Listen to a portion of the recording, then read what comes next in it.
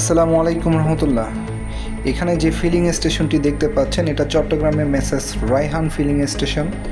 এই স্টেশনে এই যে একটু পর দেখবেন একটা মাইক্রো কার এসে আপনার যে এখান থেকে গ্যাস সাপ্লাই হয় ওই সাপ্লাই চেনের বক্সের মধ্যে এই যে সাদা প্রাইভেট কারটি এখনই ধাক্কা দিবে।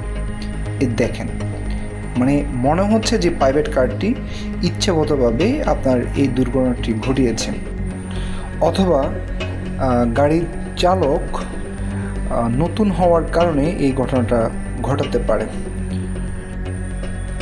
দুর্ঘটনাটি যেভাবেই হোক একটি দুর্ঘটনা সারা জীবনের কান্না, আমরা সবাই জানি। এখানে আপনারা দেখতে পাচ্ছেন মানুষ, আশেপাশের মানুষ দিক বেদিক ছোটাছুটি করছে। একটু পরে দেখতে পারবেন একটা ফায়ার এক্সটিংগুইশার নিয়ে এসে আগুন নিবানোর চেষ্টা করবে। এখনও পর্যন্ত আগুন লাগে নাই।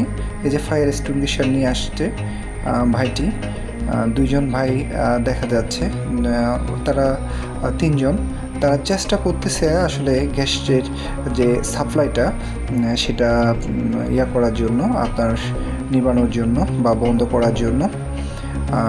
শেষ পর্যায়ে তারা সফল হয়।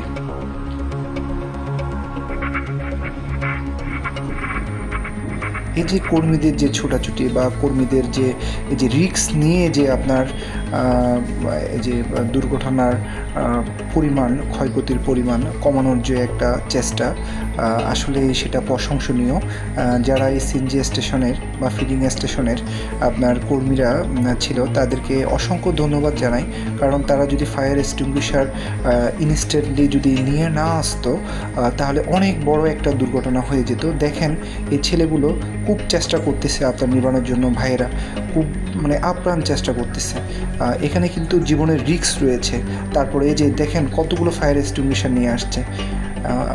এই যে আরেকজন ভাই এখান থেকে চেষ্টা করতেছে এই যে আপনার গ্যাসের যে সাপ্লাই চেনটা এটা বন্ধ করার জন্য।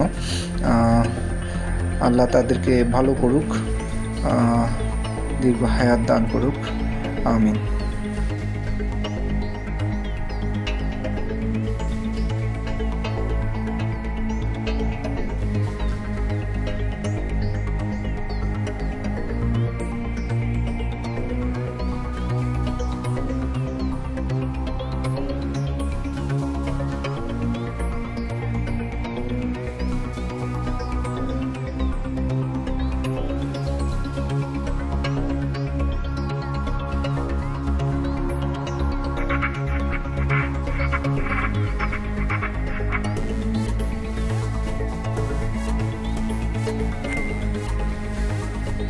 আমাদের দাবি থাকবে যে এই যে সাদা যে মাইক্রো প্রাইভেট কারটি আপনার এই দুর্ঘটনাটি ঘটিয়েছে, কেন ঘটিয়েছে তার বা কীভাবে ঘটলো তা আইন প্রয়োগকারী সংস্থার মাধ্যমে তদন্তপূর্বক তার বিরুদ্ধে যথাযথ ব্যবস্থা নেওয়ার জন্য।